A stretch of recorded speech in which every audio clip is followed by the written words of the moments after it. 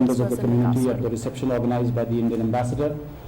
This morning, we began with the visit to the TCS IT Center, which, as you know, is an all-women facility which employs now more than 1,000 women. It started with just 20 women and now it's more than 1,000. The Prime Minister said in his remarks, it is very pride with leading business houses, leading business persons of Saudi Arabia, including Indian CEOs as well. And after that, we had a series of official level engagements. A couple of ministers had called on him. After that, he went to the palace to meet King Salman, and there was a welcome ceremonial reception there, followed by delegation level talks and restricted level talks. And even as we speak now, the Deputy Crown Prince is meeting Prime Minister. There's one more meeting after that, after which we will leave the airport. So to give you a word of the visit, the significance that it holds, and the very significant outcomes which have now been reached in the form of the joint statement, which has just been uploaded on our I have with me Secretary ER, Shri Amar Sinha, who is the person for India's relationship with the Gulf, and in particular with the Kingdom of Saudi Arabia. Here earlier in an advance visit to tie up the substantive aspects of the visit, so he would be in the best position now to brief you on Prime Minister's visit to Saudi Arabia. With that, the floor is Secretary yours. Thank you. Good evening, everyone. As you know, it has been a hectic day. We started at 9 in the morning.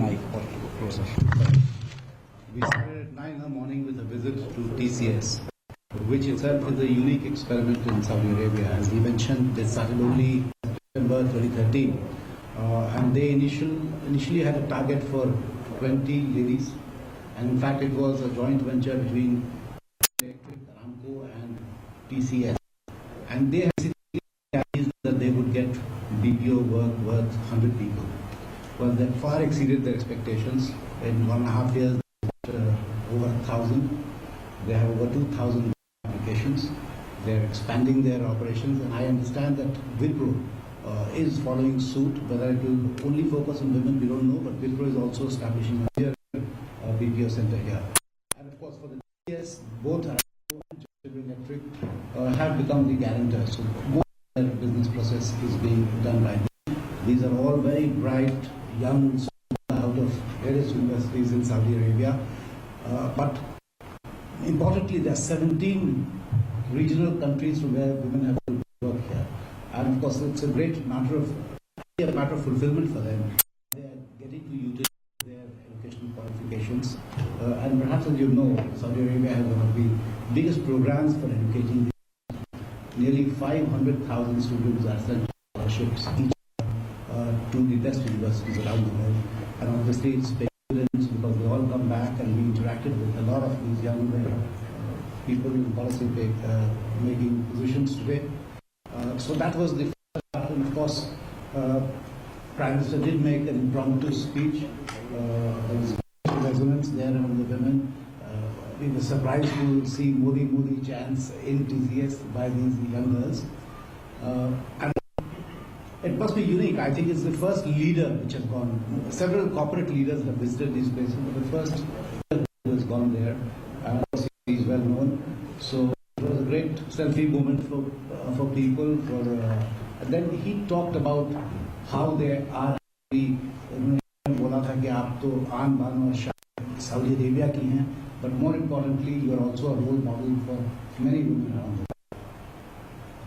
After that, he went to the Saudi Chamber of Business and Commerce, which is like a umbrella federation, and we had really the who's who of business. Over 35 businesses were present there, 5 from India, and of course these are all known names who have present L&T, Shapoorji, TCS, and of course the Lulu Group. The 5 from India, but there were 30 to 35 from the Saudi side. Saudi Chamber of Commerce already has an institutional arrangement with FICCI in India. They work also with CIA and ASOCHAM, and they have had regular interactions. The one issue that they raised, that while they have gone to India many times, they felt that not enough Indian businesses, except for the ones who already are exposed to Saudi Arabian market, haven't visited that often. So we have said that we will try and correct this. Some of the issues that they raised, where, of course, we also pointed out that the fact that there are much more Indian investments in Saudi Arabia, over $1.5 billion, nearly 430 Indian companies have been provided licenses for operations here. As against this, the Saudi investment in India is very nominal. It's around $16 million. So we did point out this lacuna, and we have been assured that this would be corrected at various meetings, but I'll come to that later. Here, one issue that they raised was of banking presence. State Bank of India operates a branch here, while there is no Saudi bank operating here in India. So they have requested the Prime Minister to look at first facilitating a Saudi bank operating a branch, and also to see what could be done in the Islamic banking principles. And as just for your background, I can tell you that, as you know, that RBI is itself looking into this issue. A committee was formed under Mr. Dinesh Mohanty. Actually, and it started with Prime Minister's remarks at the 80th anniversary of the RBI, when Prime Minister had mentioned that this is one area that we need to look at, because this segment of, or what they call non-interest bearing banking segment, is growing very, very fast. So how we could perhaps start that in India. So the report has come. It is generally supportive, but no final decision has been taken. Basically, because government has tasked RBI to draw up the legal and sort of operational framework. Because there would be two banking segments operating, one with interest, one without interest, and how it will operate in a competitive environment. That's something to be figured out properly. Then, of course, he came back. We had two visits in the morning. First one was by the health minister, who also is the chairman of Aramco. As you know, Saudi Aramco is perhaps one of the biggest, the largest company, petrol company in the world. So, and that was a very, very positive discussion, both focusing on the health sector, where they are looking at opportunities, and the Prime Minister particularly spoke about how the medical area itself is changing, that we are moving away from just doctors and nurses to equipment, and the opportunities in equipment manufacturing in India, the fact that we need a range of, Prime Minister talked about 1,000 dialysis centers, because our dialysis centers are overworked, they're working 3 shifts, still there's a queue. So there's both an opportunity to come in manufacturing equipment in India, but also come into business in India in health sector. So Aramco was very keen to look at that.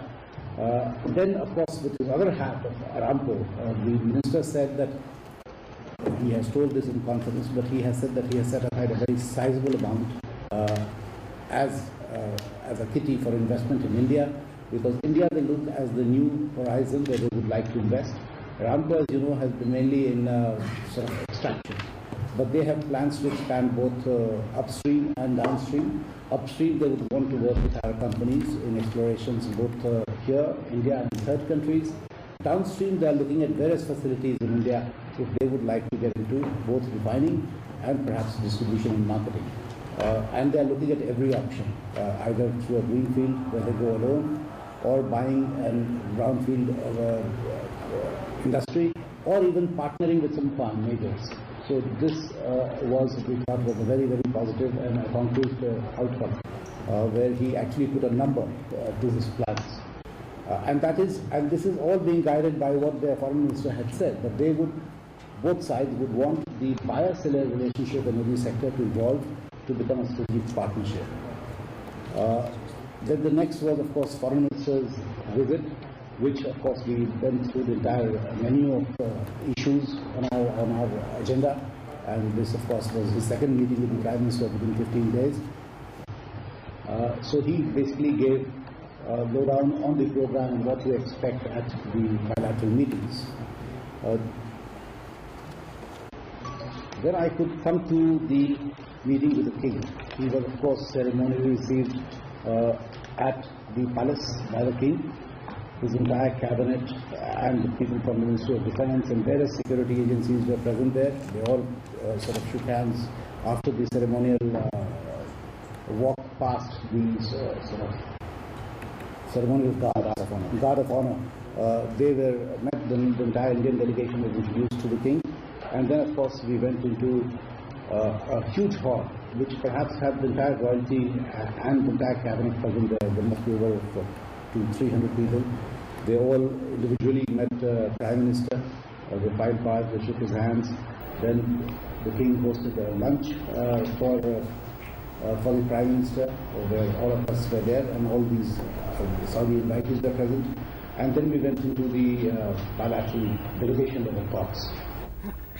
That was a live press conference being addressed by MEA'a officials in Riyadh in Saudi Arabia, and a lowdown of Prime Minister Narendra Modi's day 2 of his official engagements in Riyadh was given by the MEA'a officials. It started with the Prime Minister's visit to the TCS All-Women IT and IT-Enabled Services Centre, and that was followed by a meeting that the Prime Minister had with business persons of Saudi Arabia. Their Indian business persons who are settled in Saudi Arabia were also present. That was followed by a ceremonial welcome that was accorded to the Prime Minister. And in fact, 5 MOUs have been signed during the visit of the Prime Minister to Saudi Arabia. They relate to labour cooperation, they relate to technical cooperation between Bureau of Standards between the two countries, they relate to investment promotion between the two countries, and also in the sector of handicrafts an MOU has been signed. Not just that, an MOU has also been signed on intelligence sharing to counter money laundering, terror financing as well as related crimes. And a very important point was made by the MEA'a officials. They said that India pointed out that while there is a substantial investment by India in Saudi Arabia, there is only nominal investment by Saudi Arabia into India. So there is a need to step up investment by Saudi Arabia into India.